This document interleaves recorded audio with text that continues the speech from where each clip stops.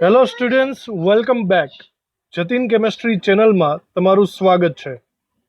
મારું નામ છે જતીન પીપલિયા અને આપણે ભણી રહ્યા છીએ પરમાણ્વીય બંધારણ.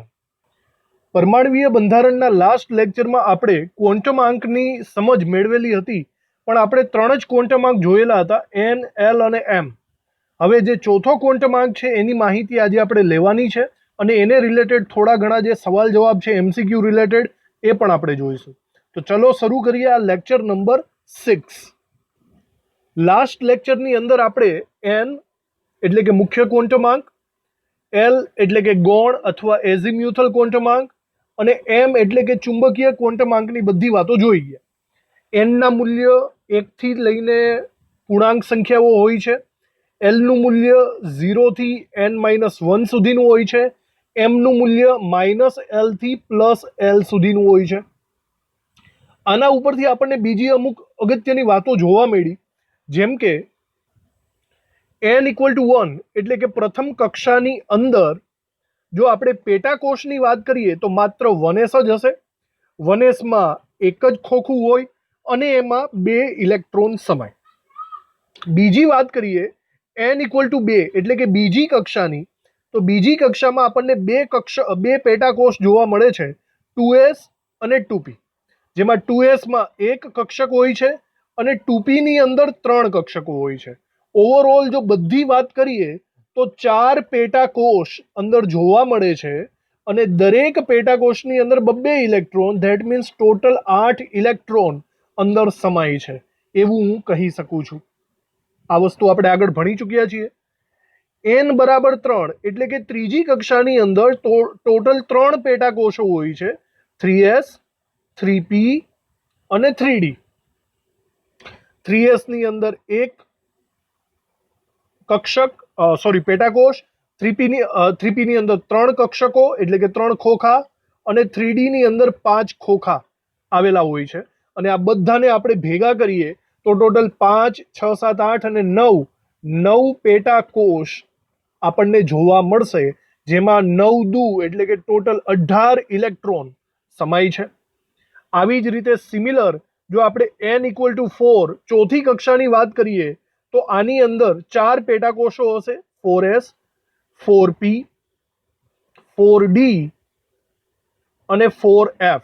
બરાબર. એકચ્યુઅલી અહીંયા પેટાકોષની વાત કરીએ છીએ તો અહીંયા હું ખોટું લખું છું, 4 પેટાકોષ ન લખાય, અહીંયા મારે અહીંયા 4 કક્ષકો લખાય, એટલે કે 4 ખોખાઓ છે. અહીંયા એવી જ રીતે 9 ખોખાઓ છે. પેટાકોષ એટલે કે SPDF. ઓકે, તો જરા વિચારો, ચોથી કક્ષામાં આપણે કેટલા ખોખા જોઈશે? S ની અંદર 1 ખોખું હોય, P ની અંદર 3 ખોખા હોય, D ની અંદર 5 ખોખા હોય અને F ની અંદર 7 ખોખા હોય. જો આ બધાને ભેગા કરીએ તો ટોટલ 7 ને 9 એટલે કે વિચારો, 7, 8, 9, 10, 11, 12, 13, 14, 15 અને 16 ખોખાઓ એટલે કે 16 કક્ષકો હશે અને એમાં 16 દુ 32 ઇલેક્ટ્રોન સમાતા હશે. આવી રીતે આપણે બધું કહી શકીએ. અને આના ઉપરથી મેં તમને શોર્ટકટ ટ્રીક આપેલી હતી. આપણી શોર્ટકટ ટ્રીક કંઈક આવી હતી કે જો તમને n નું મૂલ્ય ખબર હોય, n નું મૂલ્ય એટલે કે કક્ષા તમને ખબર હોય તો તમે પેટાકોષની સંખ્યા શોધી શકો છો. પેટાકોષની સંખ્યા થશે n. જોઈ લો, n બરાબર 3 તો 3 પેટાકોષ, n બરાબર 4 તો 4 પેટાકોષ. આ એક શોર્ટકટ સૂત્ર થઈ ગયું. ત્યારબાદ આપણે કક્ષકોની સંખ્યા પણ શોધી શકીએ છીએ. કક્ષકોની સંખ્યા થશે n² જેટલી. વિચારી લ્યો બરાબર રીતે. n બરાબર 3 તો એના કક્ષકો 3 નો વર્ગ થાય, 3 નો વર્ગ 9. n બરાબર 4 તો એમાં કક્ષકોની સંખ્યા 4 નો વર્ગ થાય એટલે કે 16. તો આ એક શોર્ટકટ સૂત્ર થઈ ગયું આપણા માટે. બીજું, ઇલેક્ટ્રોનની સંખ્યા પણ શોધી શકીએ. ઇલેક્ટ્રોનની સંખ્યા એટલે કે થશે 2n². જેટલો n² આવ્યો હોય એને 2 વડે ગુણો, મતલબ 9 ને 2 વડે ગુણો 18, 16 ને 2 વડે ગુણો 32. આવી રીતે જુદા જુદા MCQs આપણે ટેકલ કરી શકીએ છીએ. અહીંયા સુધીની વાત આપણે કરી ચૂક્યા છીએ, એટલે કે n, l અને m ની વાત. હવે આગળ વાત સાંભળો બરાબર રીતે. પહેલા તો જ્યારે ક્વોન્ટમ આંકની શોધ થઈ ને ત્યારે સૌથી પહેલા તો આ 3 જ ક્વોન્ટમ આંક હતા.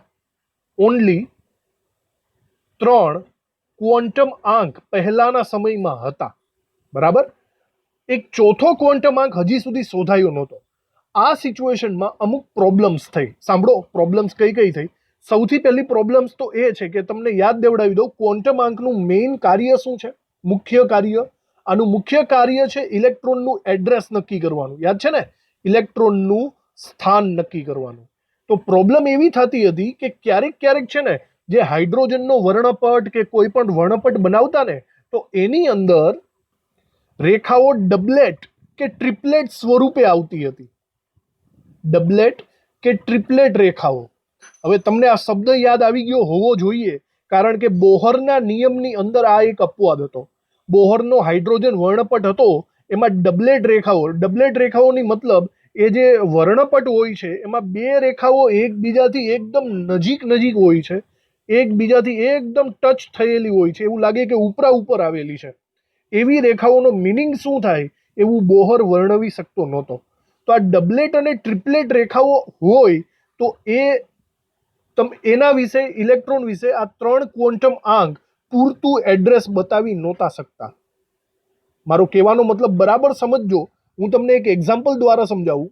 હું તમને એક સવાલ પૂછું છું કે 4s1 આ એક કક્ષા છે મારી પાસે. તો આ 4s1 ના જુદા જુદા ક્વોન્ટમ આંક લખો. સાંભળજો ધ્યાનથી. 4s1 માં n, l અને m કેટલા થાય એ લખો. તો જુઓ, આના ઉપરથી હું એવું કહી શકું છું કે આગળ 4 છે. 4 નો મતલબ ચોથી કક્ષા થાય. ચોથી કક્ષા હોય તો n = 4. ત્યારબાદ અહીંયા s આપેલો છે, દેખાય છે? s એ પેટાકોષ છે અને l = 0 હોય તો s સૂચવાય છે.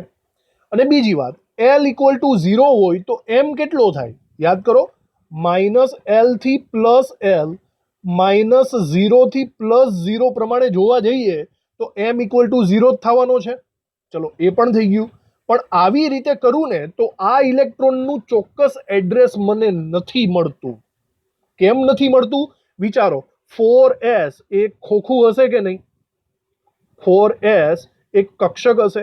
હવે એકચ્યુઅલી આ કક્ષકમાં 2 ઇલેક્ટ્રોન હોય. તમને ખબર છે? મેં વાત કરેલી છે કે આ કક્ષકમાં 2 ઇલેક્ટ્રોન સમાય. તો હું કયા ઇલેક્ટ્રોનની વાત કરું છું? આ 4s1 નું ચોક્કસ એડ્રેસ તમને માગેલું છે. તો શું આ હું પહેલા ઇલેક્ટ્રોનની વાત કરું છું કે હું આ બીજા ઇલેક્ટ્રોનની વાત કરું છું? અહીંયા થોડીક પ્રોબ્લેમ થશે. આપણને ચોક્કસ એડ્રેસ જોતું છે. મારી વાત સાંભળજો. મેં તમને કાલે એક્ઝામ્પલ આપેલું કે મારે રમેશભાઈ પટેલ નું એડ્રેસ જોતું છે. તો તમે એમ કહેશો કે ગુજરાતમાં છે, સુરતમાં છે. બરાબર. સુરતની અંદર તમે XYZ કોઈ પણ સોસાયટીનું નામ લઈશો તો ચલો સોસાયટીની અંદર છે. હજી મારે ચોખવટ જોઈએ છે કે ભાઈ 3જી શેરીમાં છે. હજી ચોખવટ આપો કે ભાઈ 105 નંબરના ઘરમાં છે. હજી ચોખવટ આપો કે ભાઈ પહેલા માળે આવેલા છે. આટલી બધી ચોખવટ કરી, તેમ છતાં કંઈક મિસિંગ થાય. શું મિસિંગ થાય ખબર છે? ક્યારેક એવું બને છે કે આ 105 નંબરના ઘરમાં પહેલા માળે 2 રમેશભાઈ રહેતા હોય. કેટલા રમેશભાઈ રહેતા હોય? 2 રમેશભાઈ. તો અટવાઈ ગયા કે નહીં? સમજાય છે? મારે એક્ઝેક્ટ ચોક્કસ એડ્રેસ જોતું છે. તો આટલી બધી તમે મહેનત કરી, ગુજરાત, સુરત, સોસાયટી, શેરી, નંબર, પહેલો માળ, તો પણ તમે ખોટા પડ્યા કે નહીં? એ ઘરની અંદર પહેલા માળે તમે ગયા તો તમને 2 રમેશભાઈ જોવા મળ્યા. એનો મતલબ હજી તમારું એડ્રેસ પાક્કું નથી. એ જ રીતના જોજો, હું આ એક્ઝામ્પલ આપું છું. આ 4s ની અંદર 2 ઇલેક્ટ્રોન આવેલા છે. 2 ઇલેક્ટ્રોન. તમે માત્ર એમ કહેશો કે n = 4, l = 0, m = 0. આ એનું પ્રોપર એડ્રેસ નથી. આના માટે તમારે ચોથો ક્વોન્ટમ આંક દર્શાવવો પડે. આ ચોથો ક્વોન્ટમ આંક છે સ્પિન ક્વોન્ટમ આંક.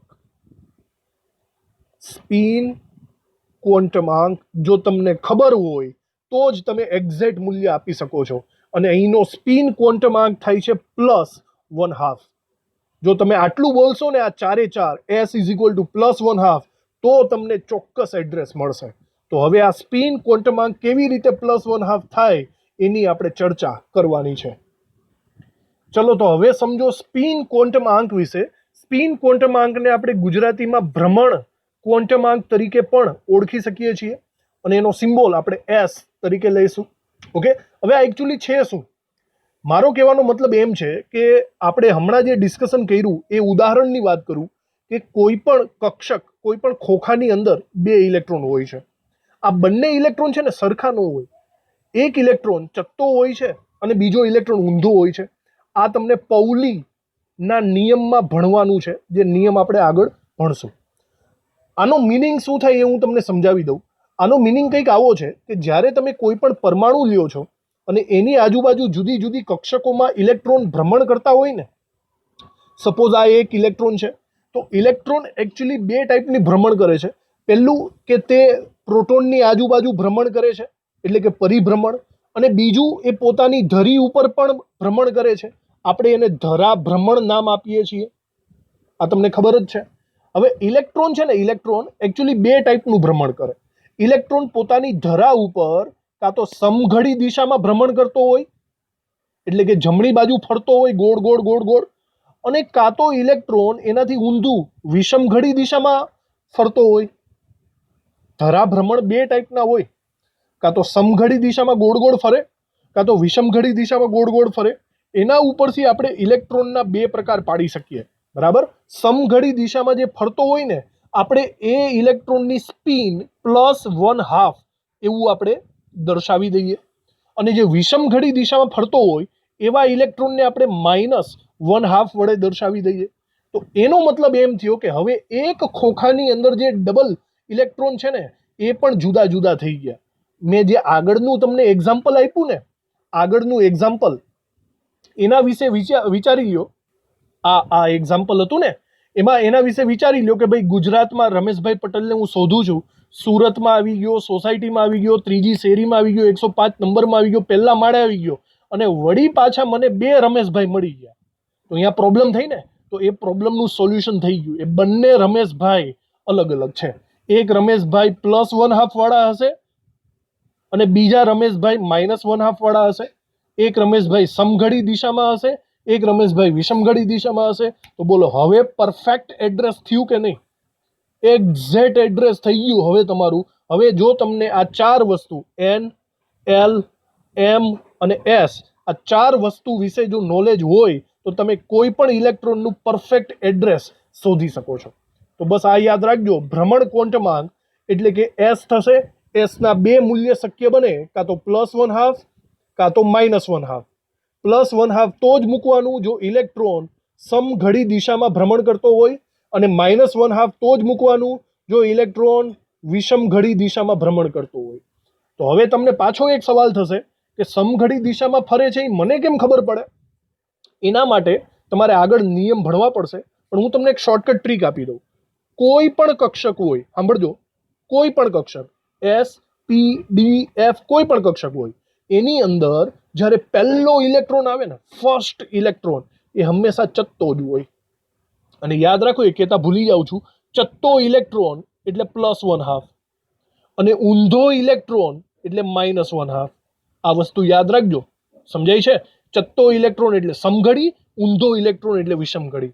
તો આ વસ્તુ ખાસ સમજવા જેવી છે. ફર્સ્ટ ઇલેક્ટ્રોન ગમે તે કક્ષકમાં ઘૂસી જાય ને, ત્યારે એ હંમેશા +1/2 જ હોય. તો તમને કોઈ એમ કહે કે 4s1 ના 4 ક્વોન્ટમાંક, તો 4s1 માં S કક્ષકમાં 1 એટલે આ પહેલો જ ઇલેક્ટ્રોન થયો કે નહીં? પહેલો ઇલેક્ટ્રોન, ધેટ મીન્સ આ S = +1/2 હશે.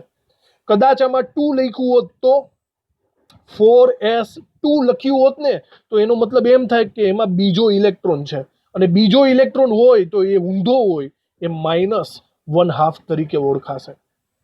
તો બસ આટલી વસ્તુ છે. આ છે સ્પિન ક્વોન્ટમાંકની વાત, જે તમારે યાદ રાખવાની છે. તો ફાઇનલી આપણે 4 ક્વોન્ટમાંકની ડિસ્કશન બરાબર રીતે કરી લીધી છે. N, L, M અને S. બરાબર? N કક્ષા દર્શાવે છે, L પેટા કોષ દર્શાવે છે, S, P, D, F જેવા. M એ કક્ષકો દર્શાવે છે, ખોખા દર્શાવે છે, અને S એ ઇલેક્ટ્રોનનું ભ્રમણ દર્શાવે છે, સમઘડી કે વિષમ ઘડી. આ ચારે ચારનો યુઝ કરીને આપણે ઇલેક્ટ્રોનનું ચોક્કસ સ્થાન, ચોક્કસ એડ્રેસ મેળવી શકીએ છીએ.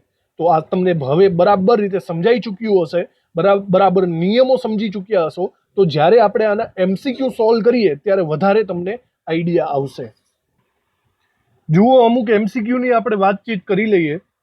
અહીંયા થોડા ઘણા એમસીક્યુ છે, એને સોલ્વ કરીએ એટલે આપણને ખબર પડશે કેવી રીતે આવા શક્ય બનશે. તો n બરાબર 3 ઉર્જા સ્તર માટે શક્ય કક્ષકોની સંખ્યા આપણને પૂછેલી છે. કક્ષકોની સંખ્યા એટલે એ તમને m ઉપરથી મળશે, બરાબર. n બરાબર 3 માટે m કેટલો થાય એ આપણે શોધવાનું છે.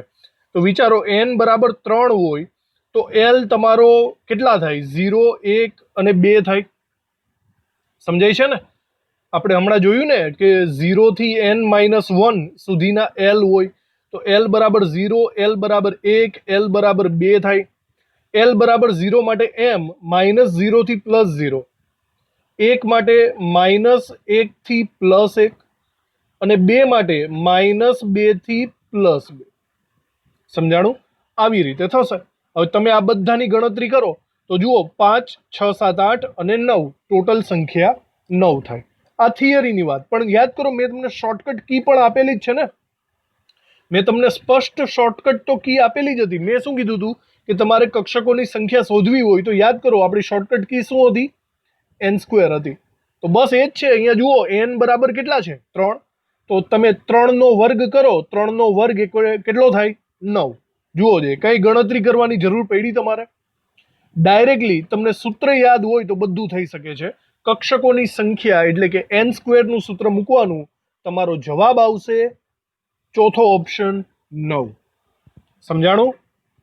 ચાલો જુઓ, જે એના પછી h પેટા કક્ષામાં રહેલી કક્ષકો, કેટલી કક્ષકો જોવા મળે છે?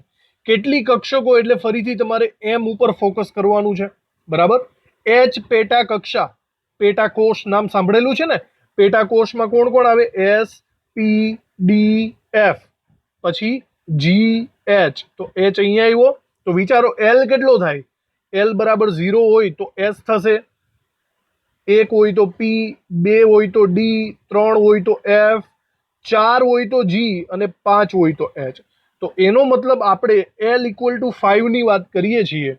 l = 5 હોય ત્યારે કક્ષકો એટલે કે m કેટલા થાય? બરાબર, આવો સવાલ પૂછ્યો છે. તો m નું મૂલ્ય થાય છે -l થી +l. એનો મતલબ -5 થી +5. આવું થયું કે નહીં? અહીંયા 5 છે. તો ચલો, -5 થી +5 તમે ગણતરી કરો એટલે -5, -4, -3, -2, -1, 0, 1, 2, 3, 4 ને 5. ટોટલ ગણતરી કરો, 5 ને 5 10 ને 1 11. તમારી પાસે ટોટલ 11 સંખ્યામાં કક્ષકો જોવા મળશે. જવાબ આવશે 11. થિયરીનું નોલેજ રાખો, શોર્ટકટ ટ્રીક યાદ રાખો એટલે બધી વસ્તુ તમને આવડી જશે. સમજાણું તમને? તો આ એમસીક્યુ નો જવાબ આવશે 11. એના પછીનો એમસીક્યુ વિચારો, 4d ઇલેક્ટ્રોન માટે શું સાચું છે?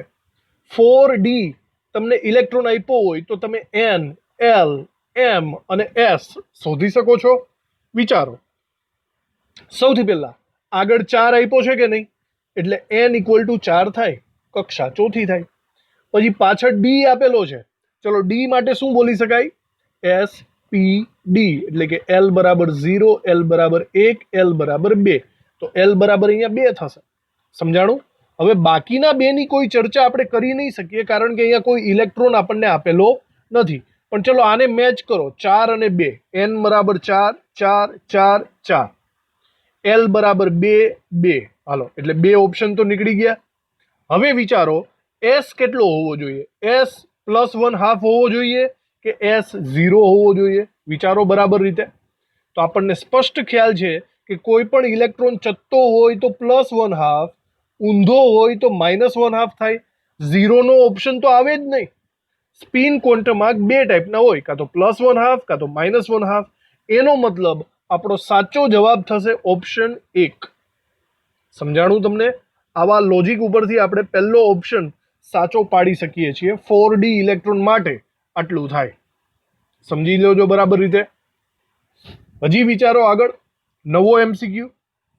પી કક્ષક માટે, ચલો પી કક્ષક પૂછ્યું છે. n બરાબર 6 અને m બરાબર 0 માટે મહત્તમ ઇલેક્ટ્રોન કેટલા સમાવી શકાય? હવે તમને ખબર હોવી જોઈએ કે પી કક્ષક એટલે 3 ખાનાવાળું થયું. 3 ખાનાની અંદર કેટલા ઇલેક્ટ્રોન સમાઈ શકે છે?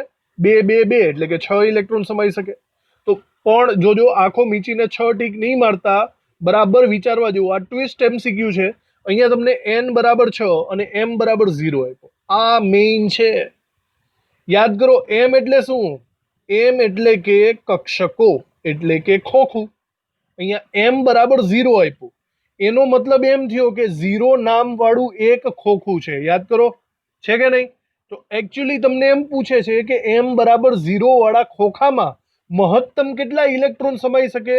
ભાઈ, એક ખોખામાં તો 2 જ ઇલેક્ટ્રોન સમાઈ શકે કે નહીં? તો જવાબ અહીંયા 6 નહીં આવે. શું આવશે?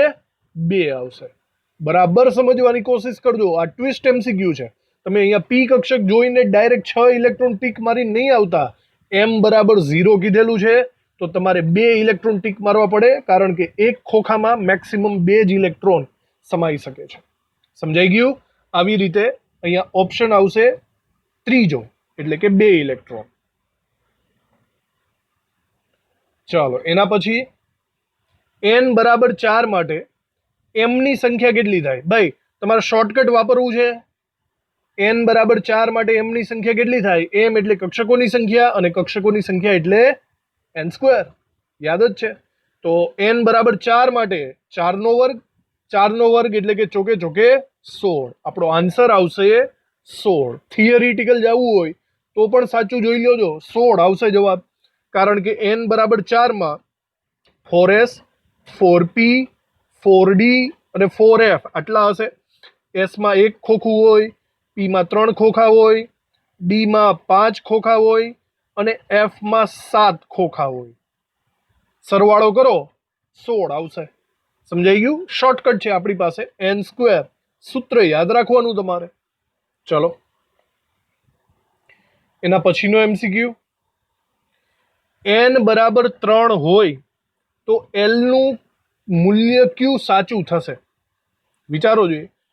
n બરાબર 3 હોય તો l નું મૂલ્ય થશે 0 થી n માઇનસ 1.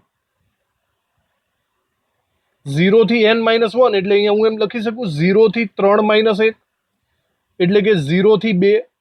એનો મતલબ 0 પણ આવે, 1 પણ આવે, 2 પણ આવે. આ પણ આવશે, આ પણ આવશે, આ પણ આવશે. તો ઓપ્શન આપણો આવશે બધા જ. સમજાણું? તો આવી રીતે આ એમસીક્યુ પણ સોલ્વ થઈ ગયો. નેક્સ્ટ એમસીક્યુ જુઓ. ઇલેક્ટ્રોનનું સ્થાન દર્શાવવા માટે કેટલા ક્વોન્ટમ નંબર જરૂરી છે? n, l અને m.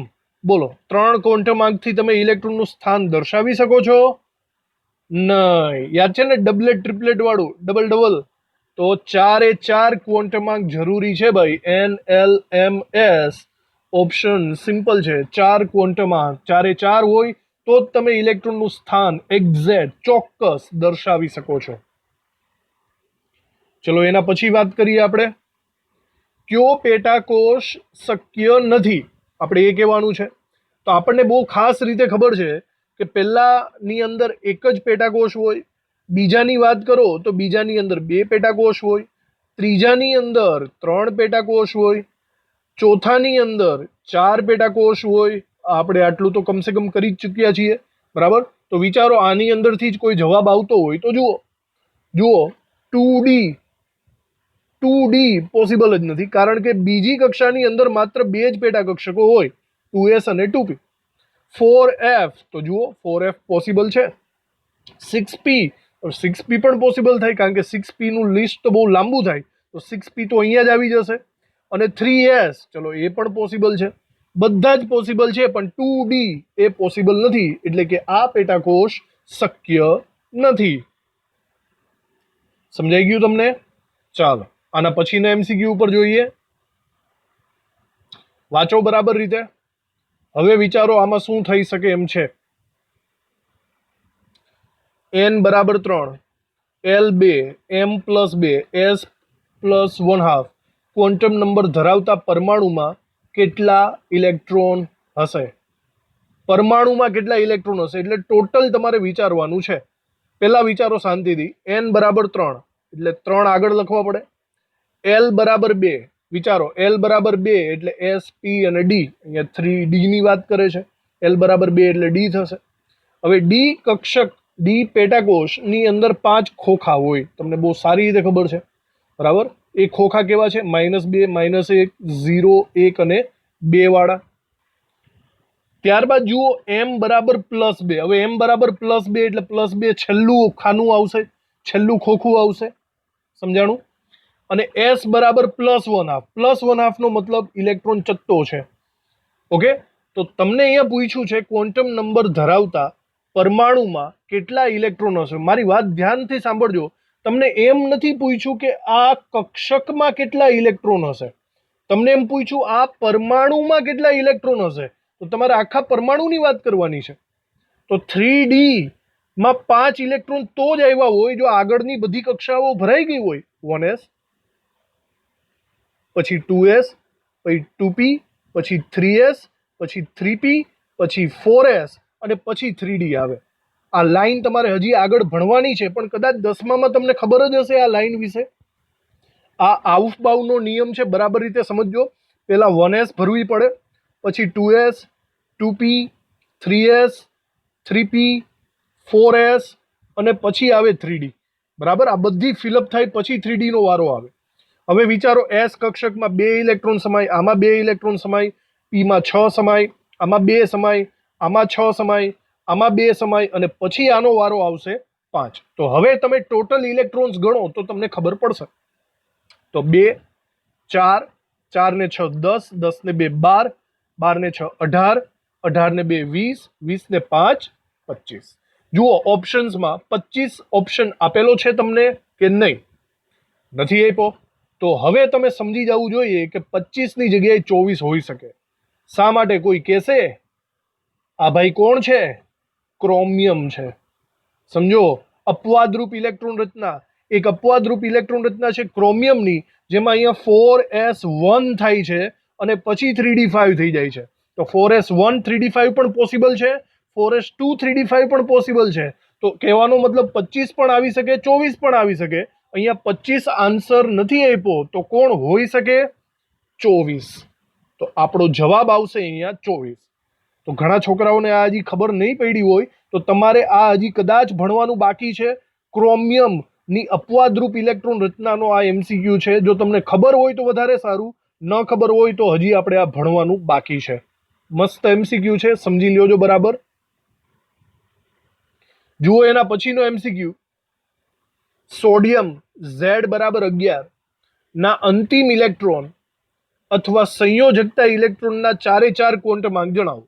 ચલો, Z=11 ની ગોઠવણી કેવી રીતે કરી શકાય? પહેલા 1s માં, પછી 2s માં, પછી 2p માં, પછી 3s માં, પછી 3p માં ગોઠવણી કરવા માંડો. વિચારો, 11 ઇલેક્ટ્રોન તમારી પાસે છે, તો પહેલા 2 આમાં જશે, બીજા 2, પછી 6, ગણતા જાઓ. 2, 3, 4, 4 ને 6 10 અને 1 11. સમજાણું તમને? ટોટલ 11 ઇલેક્ટ્રોન હોય તો ઇલેક્ટ્રોન રચના આવી થાય 1s2 2s2 2p6 3s1. હવે આમાં અંતિમ ઇલેક્ટ્રોન ક્યાં આવ્યો ભાઈ? અંતિમ ઇલેક્ટ્રોન આવ્યો 3s1 માં. સિમ્પલ. 3s1 માટે તમારે 4 ક્વોન્ટમાંક લખવાના છે. વિચારી લ્યો. આગળ તગડો છે તો n બરાબર 3, પેટાકોષ S છે તો L બરાબર 0. S કક્ષકમાં એક જ ખોખું હોય અને એમાં એક જ ઇલેક્ટ્રોન છે, તો એ ઇલેક્ટ્રોન ચત્તો જ હોય, ઊંધો ઇલેક્ટ્રોન ન હોય. એક ઇલેક્ટ્રોન હંમેશા ચત્તો હોય, બરાબર. તો S બરાબર થશે +1/2 અને L બરાબર 0 હોય તો M બરાબર પણ 0 જ થાય. તો બસ 4 ક્વોન્ટમાંક આવી રીતે આપણને મળશે. n બરાબર 3, L બરાબર 0, M બરાબર 0 અને S બરાબર +1/2. ઓપ્શન 2 પ્રોપર મેચિંગ થાય છે આની અંદર, તો આપણો જવાબ આવશે ઓપ્શન 2 વાળો. સમજાઈ ગયું? ચાલો, આ થઈ ગયું એમસીક્યુ.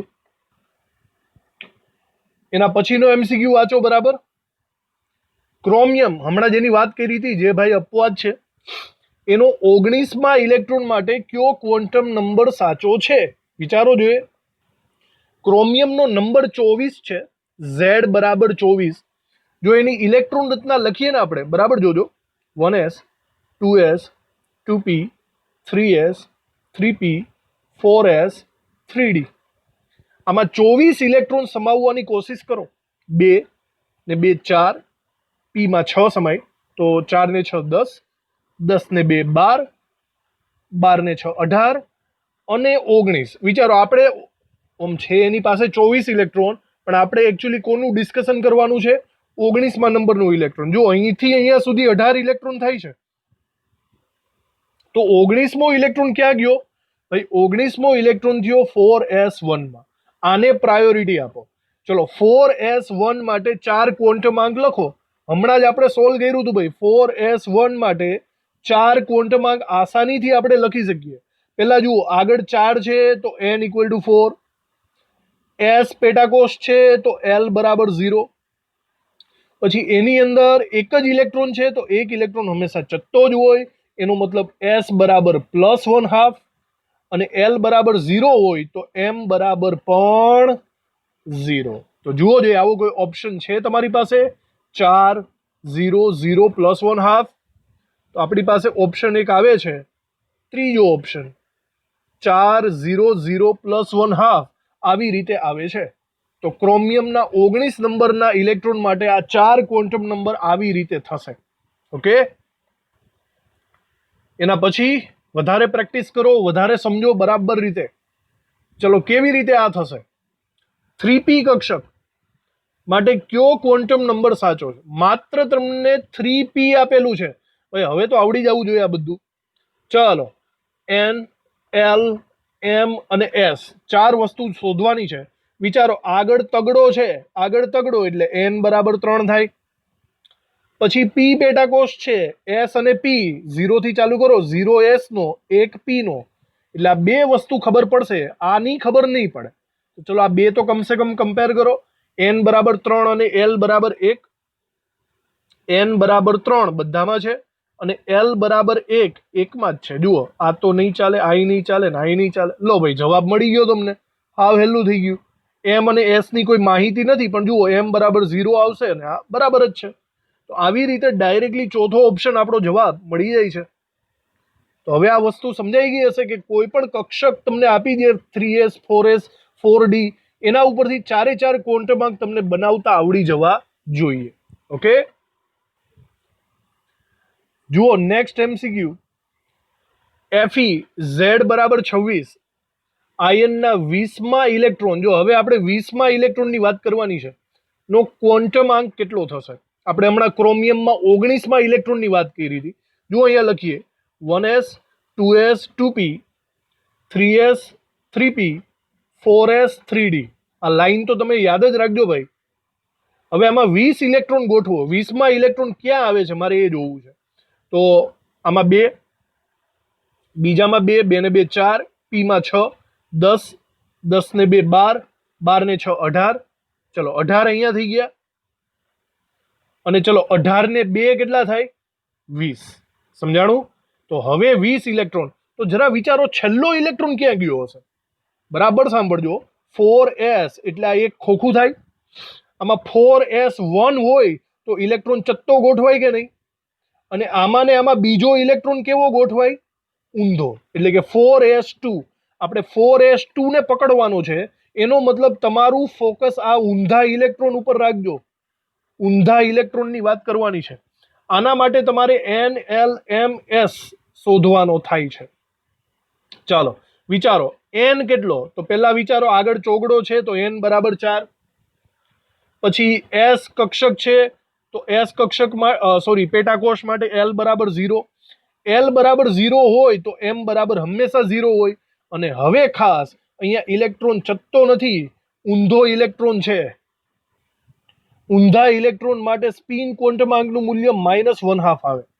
તો જરા શાંતિથી જુઓ કે આમાં કોઈ મેચિંગ થાય છે કે નહીં. એકચ્યુઅલી મેચિંગ જ નથી થતું. મારા ખ્યાલથી જવાબ આ આવવો જોઈએ, પણ અહીંયા પ્લસ ન આવવો જોઈએ ભાઈ, અહીંયા માઇનસ આવવો જોઈએ. સ્પષ્ટ છે 20મો ઇલેક્ટ્રોન ઊંધો હોય તો તમારો જવાબ 400-1/2 થવો જોઈએ, એ સિવાય જવાબ નથી. પ્રિન્ટિંગ મિસ્ટેક કદાચ હોઈ શકે તો આ જવાબ આવી રીતે આવશે. ચલો એવી જ રીતે એક છેલ્લો એમસીક્યુ આપણે જોવાનો છે. બહુ એમસીક્યુની પ્રેક્ટિસ કરી, આનાથી તમને પ્રોપર ફાયદો થવો જ જોઈએ. એક તત્વમાં એમ કોષમાં, ભાઈ કોષની વાત કરે છે તો કોષ તમને યાદ હશે કે કે થી ચાલુ થાય, કે એલ એમ એન ઓ. તો વિચારો આ n = 1, આ n = 2, તો m એટલે કેટલા થાય? ચલો m એટલે થશે ત્રીજી કક્ષા, થાય કે નહીં? ત્રીજી કક્ષામાં કેટલા ઇલેક્ટ્રોન હશે? બે આ તો સિમ્પલ છે. ત્રીજી કક્ષામાં કેટલા ઇલેક્ટ્રોન હોય? ઇલેક્ટ્રોનની સંખ્યા 2n². ચલો 2n² એટલે કેટલા થાય? 2 × 3 નો વર્ગ, 3 તેરી 9, દુ 18, 18 ઇલેક્ટ્રોન થાય. પણ આટલી ઉતાવળ નહીં કરતા, ખોટું પડશે. શું છે? પરમાણવીય દળ. એક માહિતી આપણા માટે જરૂરી છે. પરમાણવીય દળ 24 છે. શાંતિથી વિચારો. n બરાબર 3 ની ડિસ્કશન કરે છે, ફરીથી જોજો બરાબર રીતે. તો આપણે 3 સુધી, મતલબ અહીંયા સુધી પહોંચવા માટે પહેલી અને બીજી કક્ષક ભરાયેલી હોવી જોઈએ ને. આગળ આપણે વાત કરી હતી 1s, પછી આવશે 2s 2p, પછી આવશે 3s 3p 3d. હવે તમારે જો અહીંયા સુધી પહોંચવું હોય તો ઉપરની બધી કક્ષકો ભરાયેલી હોવી જોઈએ. ઉપરની કક્ષકો ભરો તો ખબર પડે. આમાં 2 ઇલેક્ટ્રોન આવે, આમાં 2 ઇલેક્ટ્રોન આવે, આમાં 6 ઇલેક્ટ્રોન આવે. ચલો ટોટલ પરમાણવીય દળ 24 છે. પરમાણવીય દળ 24 છે, એનો મતલબ એની અંદર 24 જ ઇલેક્ટ્રોન હોય, વધારે તો હોય નહીં. વિચારો 2 ઇલેક્ટ્રોન અને આમાં 8 ઇલેક્ટ્રોન, ટોટલ 10 ઇલેક્ટ્રોન થયા. તો મતલબ હવે આની અંદર કેટલા ઇલેક્ટ્રોન નાખવા પડે? 14. ત્યારે ટોટલ 24 ઇલેક્ટ્રોન થાય કે નહીં? સમજો છો વાતને? તમારે આવી રીતે ગણવાનું છે. તો હવે વિચારો કે શું થઈ શકે છે. તો એનો મતલબ 14 ઇલેક્ટ્રોન અહીંયા ત્રીજી કક્ષામાં આવેલા છે. ગોઠવો એને. 14 ઇલેક્ટ્રોન એટલે ચલો s માં 2, p માં 6, 6 ને 2 8, 8 ને હવે કેટલા નાખવું આની અંદર બોલો? 6 ને 2 8. અને એકચ્યુઅલી એક મિનિટ, અહીંયા વચ્ચે 4s પણ આવે કે નહીં ભાઈ? એને તો આપણે ભૂલી જઈએ છીએ. 3s 3p 4s 3d.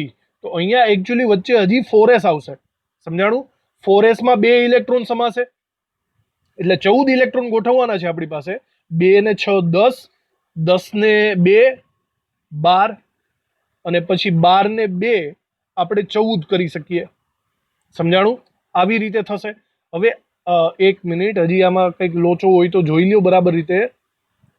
2 ને 6 8 ને 2 10, ને અહીંયા 4 આવશે, 4 આવશે આવી રીતે. તો હવે એકચ્યુઅલી આવી રીતના પોસિબિલિટી થાય. પણ હવે તમને બરાબર કહી દઉં, આ રીતે કરશો તો પણ જવાબ ખોટો આવશે. તો તમને ખબર હોવી જોઈએ, લગભગ આ ત્રીજો એમસીક્યુ છે. z = 24 એટલે આ મહાનુભાવ કોણ છે? આ મહાનુભાવ છે ક્રોમિયમ. અને ક્રોમિયમ અપવાદ છે, યાદ આવ્યું તમને? ક્રોમિયમ અપવાદ છે. આગળના જ એમસીક્યુમાં હું ડિસ્કસ કરી ચૂક્યો છું. તો ક્રોમિયમની અંદર શું પોસિબિલિટી આવે છે? ક્રોમિયમમાં 4s માં 1 ઇલેક્ટ્રોન હોય છે અને 3d માં 5 ઇલેક્ટ્રોન હોય છે. ભાઈ આ અપવાદરૂપ ઇલેક્ટ્રોન રચના છે ક્રોમિયમની. આ તમને યાદ હોવી જોઈએ. હવે શાંતિથી વિચારો કે તમારે આની અંદર કેટલા ઇલેક્ટ્રોન થાય છે. આની અંદર ત્રીજી કક્ષામાં કેટલા ઇલેક્ટ્રોન પોસિબલ બને છે? તો વિચારો, અહીંયા 6 ને 2 8, 8 ને 5 કેટલા થશે? 8 ને 5 13 થશે. સમજાણું? તો અહીંયા ઓપ્શન 4 માં જ્યાં 14 હતો ત્યાં કેટલા આવશે? 13 ઇલેક્ટ્રોન આવશે. બહુ સમજવા જેવો એમસીક્યુ છે, પણ જ્યાં સુધી આ તમે ક્રોમિયમનો અપવાદ નહીં જાણો ત્યાં સુધી તમને આ વાત ગળે નહીં ઉતરે. તો ક્રોમિયમ અને કોપરના અપવાદ વિશે માહિતી લઈ લેવી એ તમારા માટે ખૂબ જ જરૂરી રહે છે. તો આ એમસીક્યુ અહીંયા ખતમ થયો. NLMS 4 ક્વોન્ટમ આંકને બહુ ડિટેલમાં આપણે ભણી લીધા, બરાબર. એમસીક્યુઝ પણ સોલ્વ કર્યા. પણ હજી તમારે આ થોડું ઘણું જે ભણવાનું બાકી છે ને એ તમને નડે છે. તો આ જેમ જેમ તમને ખબર પડતી જશે એમ બધું તમને આવડતું જશે. તો ચલો આ ક્વોન્ટમ આંકને રિલેટેડ વાતો આપણે અહીંયા પૂરી કરીએ છીએ. તો થેન્ક યુ આ લેક્ચર ભરવા માટે. ક્વોન્ટમ આંકની બધી વાતો અહીંયા આપણે ફિનિશ કરી. હવે આપણે આપણા પાછા બેક ટુ ટ્રેક ઉપર ચડી જશું. બરાબર, આ ક્વોન્ટમ આંકની સ્પેશિયલ વાતો આપણે અહીંયા કરવાની હતી. હવેથી આપણે બીજું બોહરના નમૂનાના જે MCQs બાકી છે એ આપણે સોલ્વ કરવા માંડશું. Thank you.